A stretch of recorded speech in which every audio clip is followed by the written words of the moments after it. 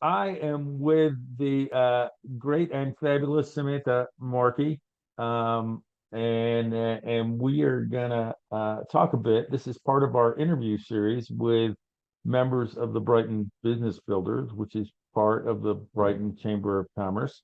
And Samantha is actually responsible for me being in the Brighton Business Builders because, some time gone by, she ran the thing and she convinced me to come be part of it. And for that, thank her. But Samantha, I'm going to throw it over to you because my voice is not soothing or pleasant.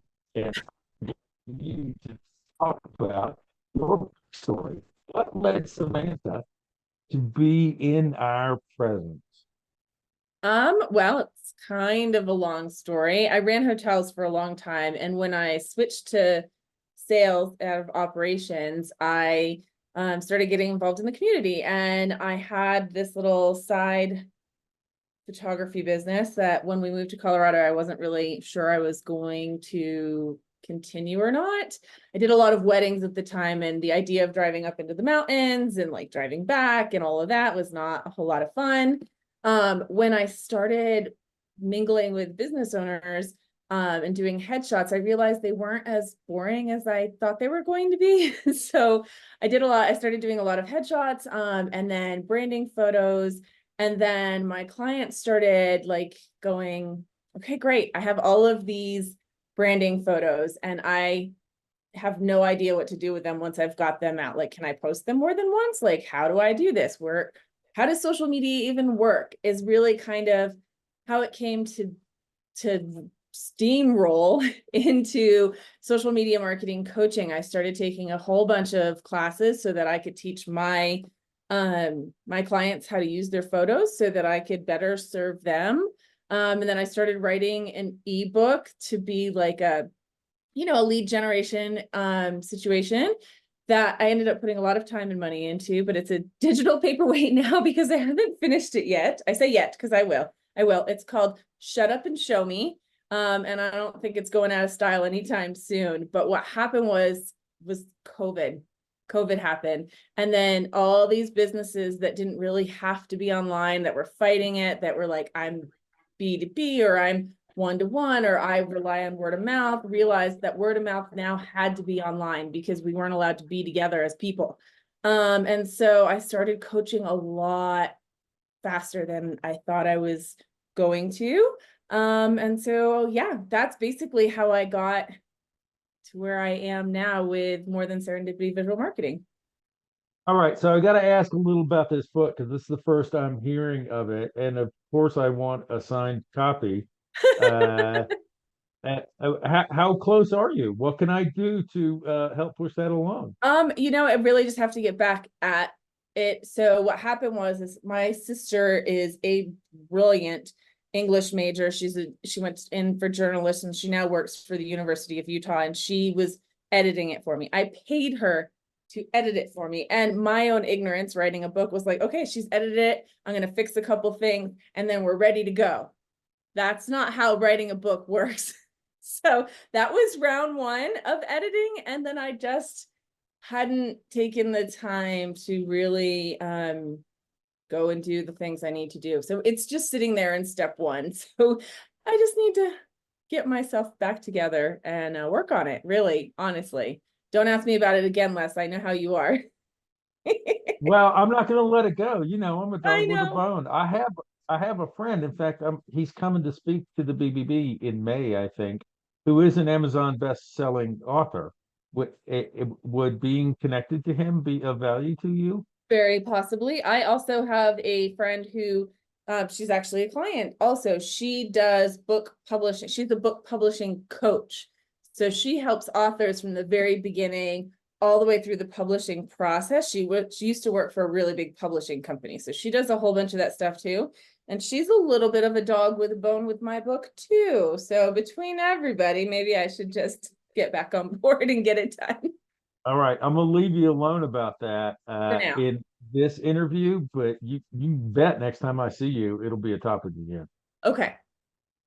So this story, hospitality maven turns social media coach is what led to what you are now. Share with the viewership here sort of what you are now, because I think it's awesome. Yeah. Uh, and there's a lot of cool offerings. So can you Yeah. share a bit about that? Absolutely. So I still do quite a bit of brand photography, but my main focus, my passion, is I founded an entrepreneurial community called the Serendipity Doers. And it's designed to meet entrepreneurs where there are, meaning there's three different layers of it.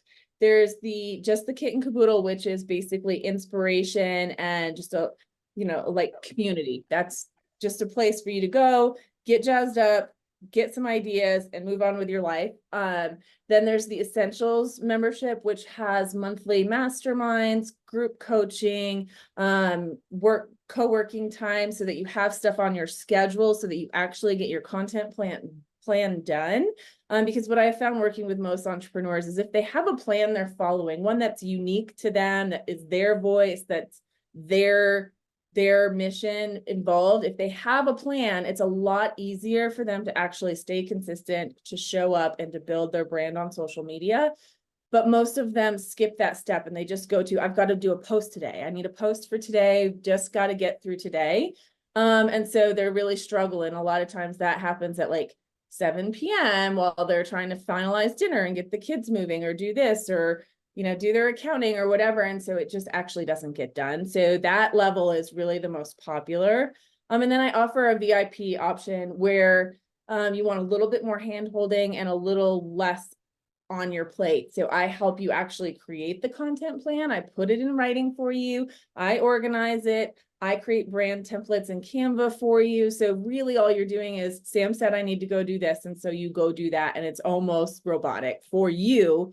But we spend a lot of time together working on your brand voice and your brand colors. And so no one else would know that you have someone helping you do it. So that's the Serendipity Doers. And then there's so much more involved. It's like there's mini trainings right now. We're in the middle of a Reels challenge, which pushes people that participate to show up in Reels, to learn the ins and the outs of how the Reels work, to just stay accountable. It just, each member that takes advantage of that does it differently. So I've got some in there that they just use it as accountability. It's their push, right? And others are learning how to push record and how to show up. And so it really is designed to meet people where they are and what their needs are with social media. I'm I excited about it. I want to do the Reels challenge again. I did it once, and I felt like I lacked the skills to be efficient at creating Reels. And now I've worked on those skills a little bit, and so I feel like I would get some value out of doing it again. You have a lot of repeat Reels challenge I people, because do. I feel like a second round, once you've developed some skills, then you can focus on the content, Yeah. and branding part of it, and less on the nuts and bolts of how to make a reel. Yeah. It's so one of the perks of being a member of the Serendipity Doers is you get that challenge for free, but it's also available to non-members, right? And yes, I do get a lot of people that do it more than once. The prompts don't change much. So like if you go through it, you're going to recognize like you're going to create a reel about a before and after and a testimonial and da da da da. Those prompts don't change much. What does change, one, is your perspective and what you know, right? Right. But also as the Instagram platform changes, I update those trainings. So sometimes it's just helpful to not have to figure it out for yourself. Yeah, Yep. so absolutely come back. I know the first time I did, I was wildly overwhelmed by Mm, just the mechanics of how to do things and did not put much thought into the marketing content because I yeah. was just trying to do Samantha's homework. Um, Yeah. and and and I think now that I've been playing with video a little bit more, I could probably do better at it. In fact, I told you recently, I just went back into Adobe Premiere, because it's a more powerful engine to cut video, Yeah. and I just needed that power. And of course, that took some time because I didn't remember how to use Premiere. Yeah. It's a little bit sophisticated. All right, let's get back to Samantha, though. Uh, other things you're doing that you want to share here, or do you want me to get into the BBB thing, which we could talk about forever because we've both been members for a long time? We definitely could talk about it forever. The only other thing that I've got going on right now, if you're watching this like relatively quickly, after it gets posted, is for the last year or so, I've been teaching how to integrate AI, specifically ChatGPT, but AI in general. There's a bunch of them out there, Canva, and some other really cool tools in a way to create content that saves a bunch of time. The content is static post, meaning it's not something, it's like reusable, evergreen. You've heard those terms before, right? So I teach you how to create a year's worth of quote posts in a matter of minutes. And I've tried to do this class in 4 hours and in 2 days. And both times it was just like, wow, but also wow. So the Brighton Chamber is hosting a 4-week seminar. It'll be an hour and a half long, and that starts March 25th. So it's going to be pretty amazing, and we'll go through everything step by step, and I'll actually hold your hand through the whole process. So if someone is watching and is interested in that, and you're doing your own social media, it might be something to check out. Super cool. And this is aimed at chamber members, this one. It's open to everybody. So yeah, Okay. you don't have to be a chamber member to come. You do book through the chamber, and we're hosting it at their location. So it's an in-person event. Mhm. Super cool. Maybe I need to sign up for that. Yeah. I'm on the fence about AI. I talk to business owners a lot about their authentic voice. Mhm. And I think whatever tool you use, whether you're using consultants or AI or whatever, you got to be really careful that you don't lose your authentic voice, because that's what people like about your business is the I you agree. part. Yes. And I have a friend who's posting AI generated pictures like every day now, and I'm like, come on, that's not even you. You're like, stop it. I know. Yeah. I teach that in the class too. I'm really big on branding and authenticity. Like, it matters. Like, we don't Yeah. want it to, but we're on social media not to be sold to. We're on social media to build connections and feel like we can connect with relevant people or even businesses, but we want to know them on a personal level. And you can't do that if every caption is dive in and explore this and, Yeah. unlock the truth of. So All right. So I want to segment into connections because I'm a BBB member because of you.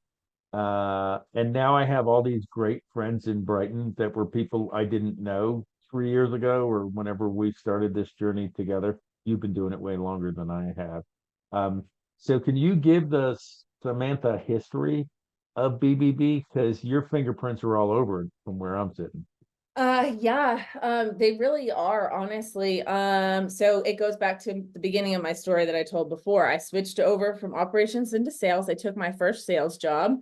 And if you ask Natalie, who's the president of the chamber now, she used to refer to the BBB as the Brighton Mafia because it's a very exclusive group.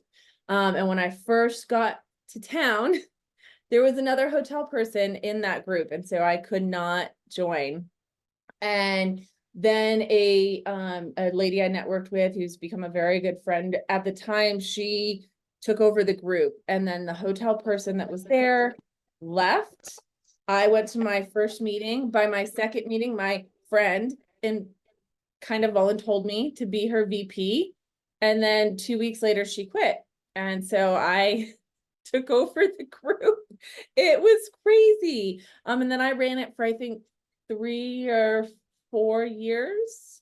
And then I decided I was leaving hotels, and it, like, not on a whim on the planner, but I decided I was leaving the hotel business, and I knew that I would not be able to run the group at the level I wanted to run the group. So I stepped away from running, but I couldn't leave it because the connections really less. Like, those people are my friends. I don't even know if I would know how to walk away. It's not just a networking group to me. There's a lot of business that's passed, and there's a lot of support, and there's a lot of entrepreneurial stuff that happens in that group that I'm glad for as a business owner, but I've made some really, really good friendships in the group. So When I explained the BBB to outsiders, I try to go out of my way to go, look, it's not a leads group. You're not in there trading business cards looking to add people to your mailing list. Mhm. These are my friends in Brighton who happen to own and operate businesses in Brighton. Um, and you talked me into joining it. And, my clients are wineries, and we didn't even have a Brighton winery. We're about to, though. Yes, Uh, we are. but uh, um, but I've stayed in it just because I like hanging out with these people at least once a week, sometimes more for some of you.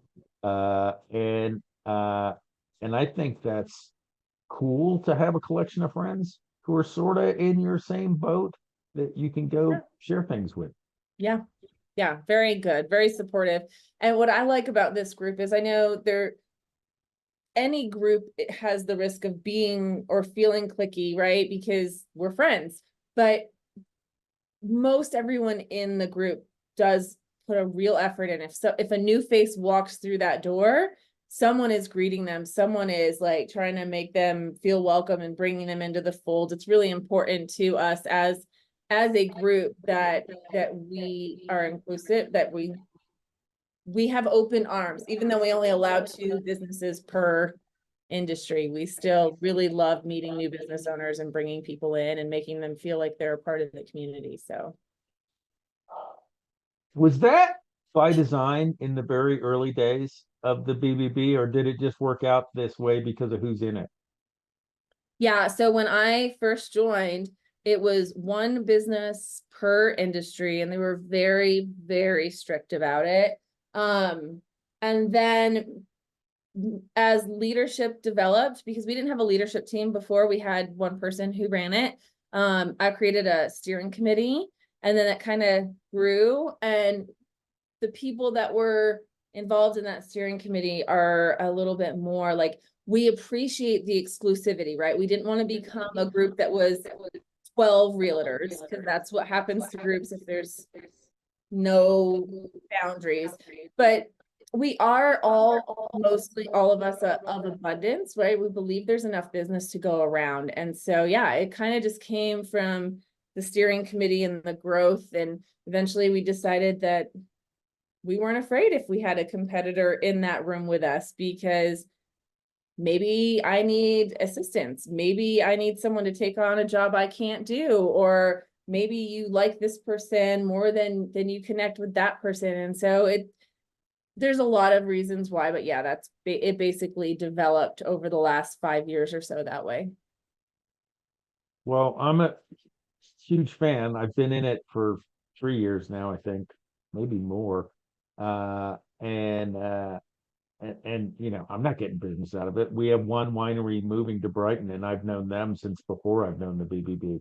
Uh, but I just think it's so cool to have this collection of friends that are on the entrepreneurial journey, and so we do have a lot in common, even if it's not necessarily always sharing a lead.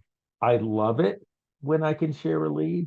Right. Uh, I've sent more business Rich's way than I can count on, right? Because I Yeah. get to tell all my friends in the hospitality world, I know the best swag guy in Colorado. You should meet him. Yeah. Um, and I wouldn't know him if it weren't for the BBB. Um, I was telling Zlata recently that when she moves to Tampa and wants to start her commercial bakery down there, I know people in Tampa. I can help spread the word, right? You can Because I'm help her. old and I've done a lot of things and I know a lot of people all over the place. That's awesome. I'm sure she'll appreciate that. I don't know if she's going to start a commercial bakery. Did she say that? She did. Oh. She wants to start by just doing deliveries, not having a storefront. Mm-hmm. But I think her long-term plan is to have a storefront. I That's think me. the other cool thing about her story is uh, is that don't be afraid Mm. mindset that is in an entrepreneur, right? You gave up your world of hospitality to start basically a marketing agency. It's Mm-hmm. not like any other agency I know. Um, and I think that's cool because you beat the drum about your authentic voice probably as much as anybody I know. Yeah. Uh, a lot of agencies want to put their stamp on the output, and you actually sort of go out of your way to not put your stamp. You try to get them to establish what their stamp is. Yeah. Uh, and I think that's wildly important when you're marketing your small business. Mhm. Um, and so I think probably along the way of you becoming your own small business, you figured out how important that part was, and that you just splash all over your clients. And so Thank lucky you. for them. Yeah, I do. I think it's important. So important. The other thing I tell people about the BBB is we have some really world-class, top of the line providers of Mhm. capabilities here in Yeah. Brighton. Yeah. And I wouldn't have known had I not become a member of the BBB. And I think we attract that. Yeah. Ian, as an example. I mean, the guy's a Hollywood level film So good. Yeah, he absolutely guy. is. Sometimes I get discouraged when I watch his stuff because I'm like, I'm never going to learn how to make things that good. Uh, but Never I say never less. But he's definitely got a talent. He's definitely got a he talent for it. yeah, I run into all kinds of people who do video stuff. And I can't name somebody off the top of my head who is in his league. I And know. I know a lot of people who do video. Yeah, Um, I Now agree. I'm He's sure really good, if I went to Southern California or something, I could find people in his league. of But course. in Colorado, you don't trip over them. No, no, no. He's a gem, and we've got him in our group. So that, yeah, we've got quite a few people like that that are in the group that just really know their stuff, and you can't just find that. Yeah, Yeah, yeah, we're I know. we're lucky. I count you among them. I use you as an example of the world-class talent we have in Brighton. I hope you don't mind. I don't mind, but I don't take compliments very well. So thank you. All right, I want to give you an opportunity to have a parting thought for people who watch this video. And I'm the video leader now. Mhm. We might get 25 or 30 views of this one. So what parting thought would you leave with an audience about your journey and how you got here and what you're doing now and what have you learned of value that you can share with them? Yeah, I think that one of the most important things that I would share is to just keep it simple. Like we tend to overcomplicate things and want to make them more than they are. And I'm probably one of the most guilty about that. But if you can just keep it simple so people can understand and relate, then you're gonna get a lot further than you think. So yeah, keep it simple. That's my words of advice for you, Les. And get to know experts in other fields. Oh yeah, that's a good one too. See, I could Yeah. keep touting little bits of wisdom, but I won't. All right. And they're going to be in your book, which I can't wait to talk more about, I should not have mentioned the book. I should not have mentioned the book. especially to me. I know, I Uh, know. all right. So we're going to say good night, good morning here. And, and, and I'm going to promote this one wildly because my friend Samantha is somebody important to know. Oh, thanks, Les. I appreciate you. I got to find the recording button again. And we're out. Thanks so much, Samantha Markey.